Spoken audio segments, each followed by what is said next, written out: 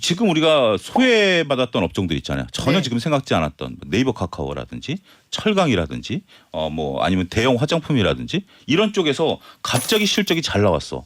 이러면 주가가 어마어마한 퍼포먼스를 보일 수가 있는 거죠.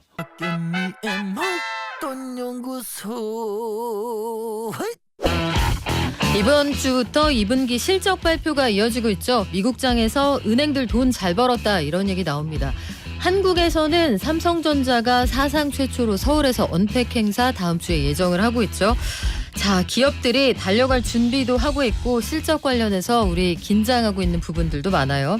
미국에서는 잘 나가는 나스닥이 리밸런싱이라는 걸 한다는 얘기도 있는데 이게 또 주가에 영향을 미칠 것 같습니다. 2분기 이후에 주가 생각보다 괜찮았는데 앞으로는 어떻게 될까요? 화요일에 증시연구소 와이즈경제연구소의 차영주 소장과 함께합니다. 안녕하세요. 예, 안녕하십니까. 자, 소장님, 우리 상반기 주식시장 2차전지 반도체가 잘 끌고 왔는데 2분기 실적 발표 시즌이에요. 이제 시작이 되었죠. 실적 시즌에서 우리가 이런 것들을 주목을 해서 봐야 한다 하면 어떤 것들이 있을까요? 매번 실적은 굉장히 잘 나와야죠. 그것은 당연한 어떤 뭐 명제일 수도 있긴 하겠습니다만 우리가 이제 이번 2분기 실적 시즌에 있어서 업종별로 조금 온도차가 나타날 가능성을 배제할 수 없고. 국내에서요? 예. 지금 이제 지혜가 얘기하는 건 순수하게 국내 기준입니다. 네. 국내에서 이제 온도차가 나타날 수 있고 그 온도차에 따라서 투자자분들이 어떠한 기준점을 가지고 이걸 바라봐야 되느냐 제 나름대로 한번 제시를 해드리려고 합니다. 그러니까 우리가 지금 그 올 상반기에 주식시장이 굉장히 강했죠. 그런데 몇몇 업종들 말씀하신 반도체 2차전지 외에도 뭐 엔터라든지 조선, 화장품 이런 것들도 굉장히 강했습니다. 그런데 이것들이 실적이 다 잘 나올 것이냐? 저는 그렇게 보지는 않습니다. 그거를 이제 크게 두 가지로 나누면 미래에 대한 기대감으로 올랐었던 업종들과 올해 지금 상반기에 실적이 굉장히 잘 나올 것이다라고 예상했던 업종을 일단 구분할 필요는 있다. 미래에 대한 기대감이 높았었던 것은 2차 전지와 반도체죠. 지금 당장 뭐 어마어마한 드라마틱한 실적을 나타낸다라기보다는 뭐 2차 전지 같은 경우는 최소한 2025년서부터 2030년까지 실적을 땡겨온 거고요. 보통 우리가 이제 그런 밸류 논란 나타냈을 때마다 10년 뒤 밸류를 땡겨왔다 이런 얘기를 하지 않았습니까? 그 얘기인즉슨 지금 2분기 실적이 중요하긴 하지만 우리의 눈은 먼 미래에 가 있다라는 거죠. 반도체 같은 경우도 말씀을 드리면 우리가 이제 그 GPU부터 시작한 인공지능과 관련된 그 생태계에 대한 어떤 부분들, HBM에 대한 부분들 이런 부분들이기 때문에 지금 당장 GPU가 이제 곽광을 받으면서 우리 HBM이 드라마틱하게 실적을 나타내지 않을 가능성은 우리가 일단 염두에 두자라는 거죠. 반면 우리가 엔터 화장품 이런 거는 정말 잘 팔릴 것이다라고 생각을 했습니다. 그렇기 때문에 이것은 잘 나갈 거다. 지금 잘 나가고 있다라고 해서 주가가 올라간 거거든요. 그러니까 이런 부분들을 조금 구분해서 전체적으로 보시면 조금 뭐 서로 주가가 잘 나왔는데 그러니까 실적이 잘 나왔는데 주가가 왜 빠져? 실적이 못 나왔는데 주가가 왜 올라? 이런 어떤 오해는 좀 사라지지 않을까 말씀드릴 수 있겠습니다. 자, 부문별로 좀 보겠습니다. 상반기에 2차 전지의 경우에는 지금 말씀하신 것처럼 실적이 100% 뒷받침이 되지 않아도 뭐 한 종목으로 정리가 됩니다. 에코프로 BM 같은 경우에는 오늘도 100만 원 위에서 그냥 쭉쭉 달려나간다 이런 생각이 드는데 이건 이제 여의도에서 리포트 자체를 5월 이후에 내지 않더라고요. 에코프로 같은 종목은 어떻게 이해를 해야 됩니까? 이런 장에서 어떻게 대응을 하는 게 좋아요? 에코프로를 2차 전지로 봐야 되느냐 MSCI 리밸런싱이 편입되는 종목이냐 이걸 좀 구분하실 필요는 있다라고 봐요. 에코프로가 2차 전지의 대장주다라고 한다라면 에코프로가 올라가면 나머지 2차 전지들이 같이 가야 되겠죠. 그렇지만 이미 2차 전지 중에서는 포스코 그룹들을 제외한다라면 따라가지 않는 종목들이 상당수 존재합니다. 그러니까 우리가 처음에 2차 전지를 얘기할 때 뭐 다양한 양극재, 음극재, 뭐 동박, 뭐 전고체 여러 가지 얘기를 하면서 우리가 올 봄만 하더라도 2차 전지에 이제 무차별적인 상승이었다라고 저는 말씀드릴 수가 있겠습니다. 2차 전지와 관련된다라면 무조건 올랐죠. 그런 것들이 벌써 6월부터는 조금 분위기가 바뀌었죠. 물론 나쁜 건 아니지만 폐배터리 같은 경우 고점 대비 50%가 빠졌거든요. 그런 것들을 보게 된다라면 지금 에코프로의 상승이 2차 전지 상승으로 보는 것도 맞지만 한편으로는 에코프로의 상승이 MSCI 리밸런싱으로 보는 시각도 것도 저는 맞다라고 봅니다. 그와 관련해서 오늘 JLP가 올라가는 거, 그다음에 하나오션이 올라가는 거 이런 것들은 결국 8월 중순에 있을 MSCI 리밸런싱에 대한 패시브 자금에 대한 수급이 아니겠는가 이런 부분들도 좀 봐야 돼. 금양까지 포함해서 그런 부분들을 좀 봐야 되겠고 이걸 범 2차전지를 보고 미래 성장성을 보느냐 그 시각도 맞은 것 같아요. 지금은 에코프로에 대한 시각은 다양한 경우가 존재하고 이것이 그럼 얼마만큼 갈 수 있느냐라고 봤을 때 지금 에코프로의 잠정 실적이 생각보다 못 나왔거든요. 그럼에도 불구하고 주가가 올라간다라는 것은 앞서 언급드렸다시피 2차전지 지금 실적으로 보는 건 아니죠. 포스코홀딩스 지금 실적 보면 철강 실적이 대부분입니다. 근데 지금 포스코홀딩스가 굉장히 올라가죠. 포스코홀딩스를 철강 회사로 봐야 될까요? 2차전지 소재 업체로 봐야 될까요? 투자자들은 어차피 하는 일은 지금 포스코홀딩스가 철강이지만 우린 철강 그래 됐고 우리는 2차 전지를 볼 거야 라고 보는 시각이 더 강하다라는 거죠.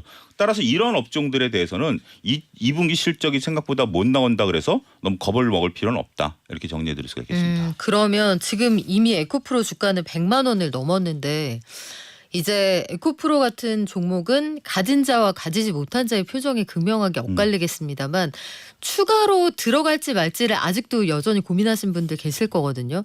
이 정도 주가 소위 황제주에 등극한 이후에도 추가로 들어가시려는 분들에게는 어떻게 조언을 할 수 있을까요? 저는 방법은 단 한 가지밖에 없다라고 생각합니다. 이거는 들어갈지 말지의 걱정은 뭐죠? 지금 들어가려고 싶은 것은 마음의 70%는 올라갈 거라고 보고 마음의 30%는 이거 혹시 떨어지면 어떡할까라는 것 때문에 고민하는 거죠. 이 고민은 한 달 내내 하셨을 거고 뭐 석 달 내내 하셨을 거고 오늘부터 시작하는 고민도 있죠. 저는 이런 것은 어느 누구도 답을 내려줄 수 없다라고 저는 말씀드릴 수 있어요. 차용주가 사라고 해서 샀는데 올라갔다라고 해서 뭐 그럼 다행이지만 차용주가 사라고 했는데 떨어졌다라고 해서 차용주가 책임져 줄 것도 아니거든요. 그래서 저는 이런 방법은 오직 단 한 번밖에 없다. 누가 뭐라든지 간에 일단 들어가시고 스탑로스를 거시는 방법밖에 없습니다. 이런 거 같은 경우 지금 우려하는 게 그거죠. 혹시 내가 잡으면 꼭대기가 아닐까라는 우려죠. 그 우려는 어저께도 하셨을 거고 그저께도 하셨을 거고 일주일 전에도 하셨을 겁니다. 이 대답을 드리는 방법은 무조건 사시고 스탑로스를 거는 거 외에는 방법이 저는 없다. 이것을 고민을 제가 간당간다라고 얘기한다는 자체가 이건 뭐 맞지 않는다. 제가 이제 주식을 오랫동안 하고 이런 분들에 대한 질의응답을 많이 받을 때마다 고민했던 것이 간당간다 펀드멘탈로 얘기할 수도 있어요. 수급 논리도 얘기할 수 있고요. 하지만 그것을 보는 것은 저는 이런 표현을 드리고 싶어요. 달리는 말에 올라타라는 얘기를 많이 하죠. 지금 에코프로가 어떻게 보면 달리는 말이죠. 달리는 말에 올라탈 때 가장 리스크는 뭐죠? 말이 갑자기 멈추는 거죠. 그러면 말을 잘 다룰 수 있는 분만 올라타야 돼요.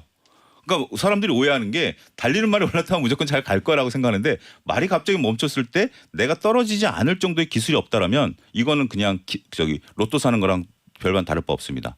무조건 남들이 좋땡이 사서 올라가면 내가 수익이 나는 거고 장땡이고 아니면 아니다. 두 가지 말씀드릴게요. 달리는 말에 올라타려면 기술이 있어야 되고요. 두 번째는 스탑로스를 거시지 않는 한 방법은 없다. 다른 방법이 있으면 댓글로 좀 알려주세요. 그래요. 본인의 감에 따라서 본인의 판단에 맡기겠다 이런 말씀으로 이해가 되는데 잠시 지금 언급을 해주셨지만 한화오션 같은 종목들 그러니까 조선업에서도 상당한 기대감이 증시에 반영이 되고 있는 것 같아요. 조선 관련해서는 하반기에도 유망할 수 있다 이런 전망들이 있는데 조선 관련해서 추가로 나는 비중을 좀 늘리고 싶다. 이거 괜찮은 전략입니까?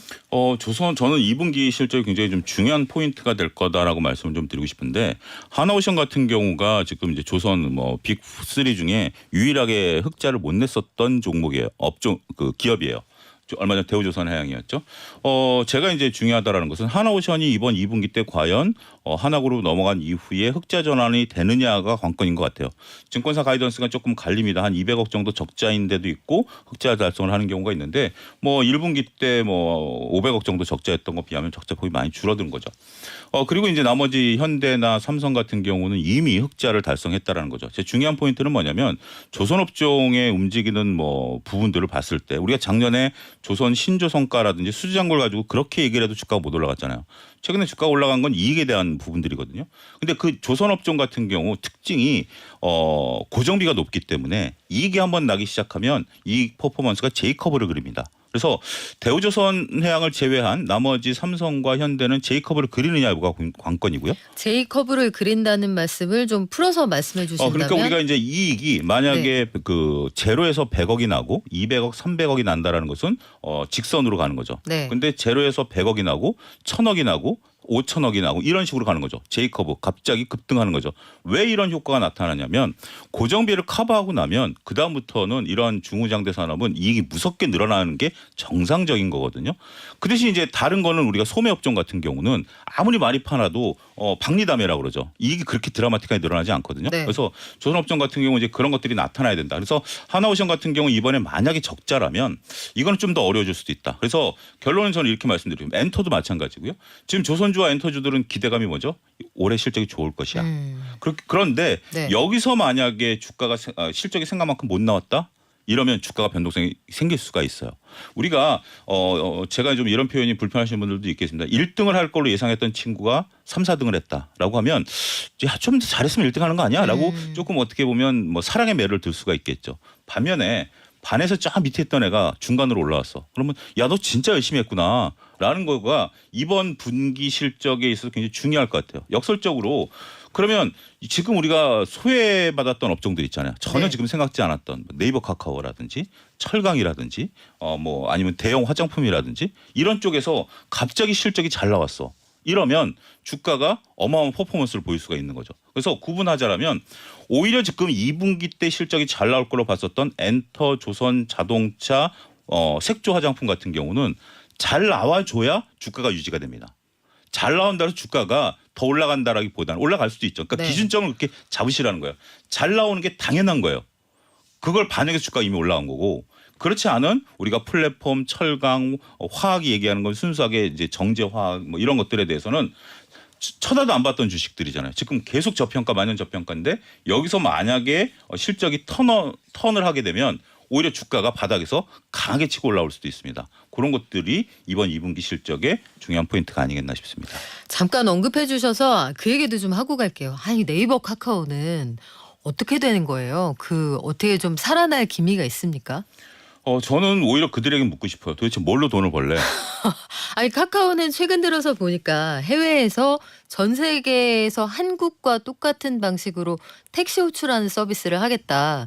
그리고 그들이 하고 있는 것 중에 하나가 콘텐츠를 해외에서 즐길 수 있는 그런 서비스를 하겠다. 요거 지금 박차를 좀 가한다는 거 아닙니까? 또 한국형 AI 이런 건 좀 주가에 반영이 될 만한 소재는 안 되나요? 제가 이렇게 질문 드릴게요. 우버 쓰시던 분이 카카오 택시를 쓸까요? 웹을 2개를 깔까요? 지극히 상식적인 질문이죠. 더군다나 우리가 플랫폼이라는 게 이런 거잖아요. 제가 만약에 예를 들어서 뭐 땡땡 플랫폼을 만들었어요. 그걸 가지고 내가 친구들하고 소통하는 플랫폼이라고 치겠습니다. 그러면 제가 만약에 어떤 중요한 인플루언서 가지고 제가 이걸 하게 되면 박예미 기자님도 저랑 소통하려면 이걸 깔아야 되고 예를 들면 이런 효과들이 있는 거죠. 차영주 소장님 가시면 가야죠. 그러니까 네. 이제 그렇게 되는데 이게 이제 스레드가 나타나는 이제 그런 현상이죠. 그런데 그렇지 않고 내가 이걸 굳이 왜 써?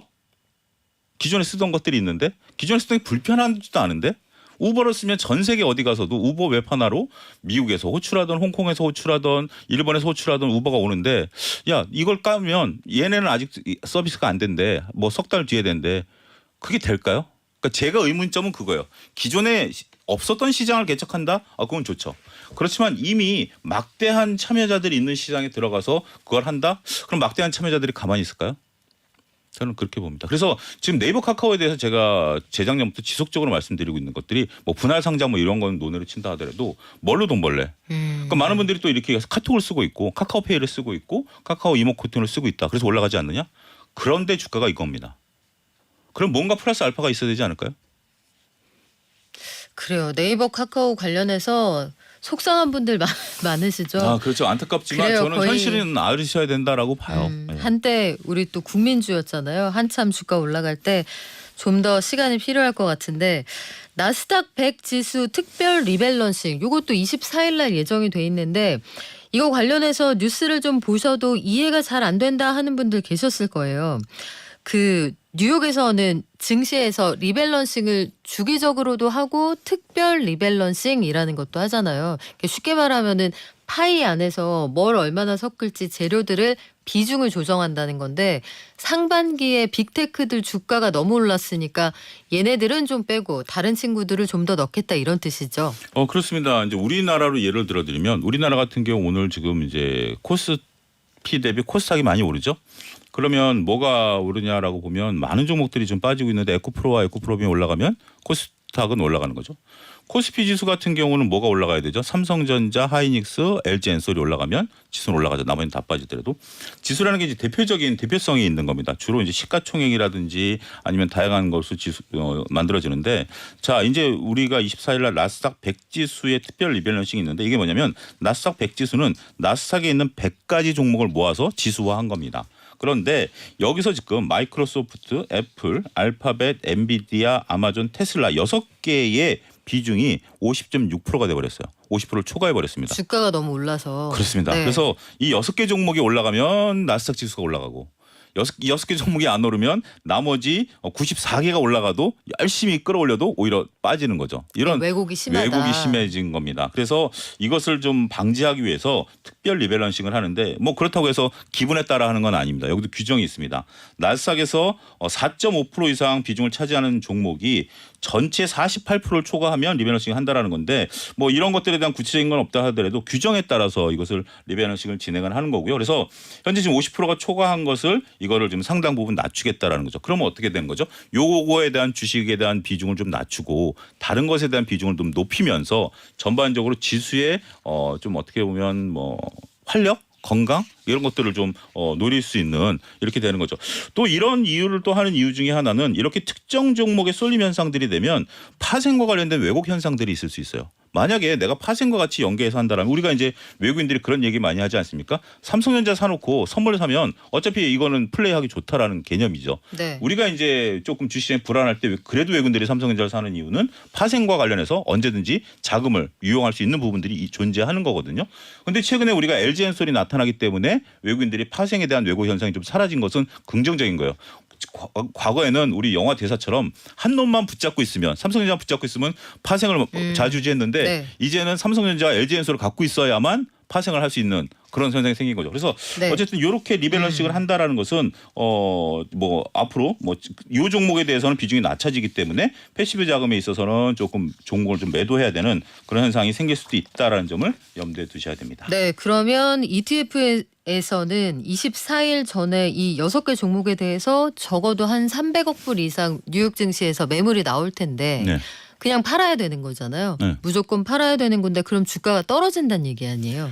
이것을 그렇게 보셔야 돼요. 수급 논리를 네. 보셔야 되는데 일시적으로 하긴 하겠죠. 그렇지만 우리가 지금 마이크로소프트랑 애플, 알파벳, 엔비디아, 아마존, 테슬라 같은 경우가 펀드멘탈의 이유가 없죠. 그러면 수급 논리로 빠졌을 때는 가치 투자자들에겐 절호의 기회입니다. 이게 지금 뭐 기업이 나빠가지고 물건을 판다라고 본다라면 당연히 같이 동참을 해야 되겠죠. 하지만 이게 비싸서 못 샀던 주식들 아닙니까? 그런데 수급 논리로 300억 달러가 나온다라고 한다라면 가치 투자자들에게는 오히려 매수 기회가 되는 거죠. 그러면 지금 갖고 계신 분들은 어쨌든 일시적으로 본인이 가지고 있는 주가가 하락할 거 아니에요. 그분들은 대응을 어떻게 하면 됩니까? 이것을 팔았다 다시 사면 되지 않을까라고 생각하시는 분들도 계십니다. 하지만 현실적으로 불가능하죠. 이거는 뭐 우리가 이제 그렇게 이론적으로 생각하지만 여러분들 어차피 장기 투자하는 부분에 있어서 핵심은 그건 것 같아요. 이 기업의 펀드멘탈에 변화가 있느냐 없느냐만 보셔야지 수급은 중간에 있어서 앙드레 코스톨라니가 얘기하는 것처럼 주인과 산책하는 강아지거든요. 잠깐 나랑 멀어질 수 있어요. 그러면 내가 이 펀드멘탈을 나타내는 과정에 있어서 한 뭐 2년 정도 보유할 것을 2년 한 3개월 정도 보유하는 걸로 바뀌는 것 정도의 수준이지 내가 가고자 하는 목적지와는 저는 관계는 없다. 그러면 팔았다 다시 사실 필요 없다. 이렇게 정리하면 그거는 될까요? 현실적으로 불가능합니다. 왜 불가능하죠? 어디가 고점이고 어디가 저점인지 어떻게 알죠? 아니 그 말씀이 아니고요. 네. 만약에 지금 가지고 계신 분들이 있어요. 네. 있는데 일시적으로 만약에 물량이 막 쏟아져 나오면 주가가 빠질 수 있잖아요. 어디까지 빠지죠? 뭐 1%든 3%든 빠졌다고 치면 그러면 그때 이분들은 불안하실 거 아니에요. 나도 팔았다가 다시 사야 되는 건가? 그 물량이 막 나올 때 빠질 때 요때 다시 사면 올라가는 것만큼 수익이 더 추가되지 않을까? 이렇게도 생각하실 당연히 수 있지 생각하시죠. 않겠습니까? 근데 제가 주식시장에서 오래 글을 보면 네. 저도 그렇게 생각을 하고 하지만 이거는 굉장히 그 현실에 있어서는 수수료 감안하고 그다음에 내가 매매 포인트를 잡아야 되는 부분들이기 때문에 이거는 이론적으로는 충분히 가능한 거지만 얼마가 빠질지는 아무도 모르는 거거든요. 그렇기 그러니까 때문에 애시당초 그 마음은 접으시고 팔았다가 다시 산다 이렇게 생각하실 필요는 없다. 그 대신 내가 빠질 수는 있구나. 내가 조금 힘들긴 하겠지만 견뎌내면 올라가겠구나라는 식으로 방식으로 좀 여유를 가지실 필요는 있다라고 보여집니다. 그러면 장기적으로 투자하셔서 이미 수익 구간에 계신 분들은 요거 그냥 하루 이틀 좀 빠진다라고 해도 워낙 그 손바뀜이 잦은 그런 종목들이니까요. 이렇게 단기적으로 빠졌다가 바로 올라갈 가능성이 크다. 그러니까 리포트의 전망도 전체적으로 그쪽으로 쏠려 있는 것 같더라고요. 그런 방식을 권해주신다는 말씀으로 이해해도 그렇죠? 될까요? 예, 예. 알겠습니다. 그러면 빅테크 기업의 비중을 대신 메울 기업들이 있을까? 추가로 매수하면 좋을 만한 어떤 종목들이 있을까? 그 말씀 끝으로 정리를 할까요? 이거는 그 월가에서 예측한 거고요. 어떤 게 특별히 수혜를 본다라고 하기는 어렵습니다만 우리가 잘 아는 스타벅스라든지 그다음에 우리나라 스타벅스는 미국과 완전히 결별했습니다. 네. 별개입니다.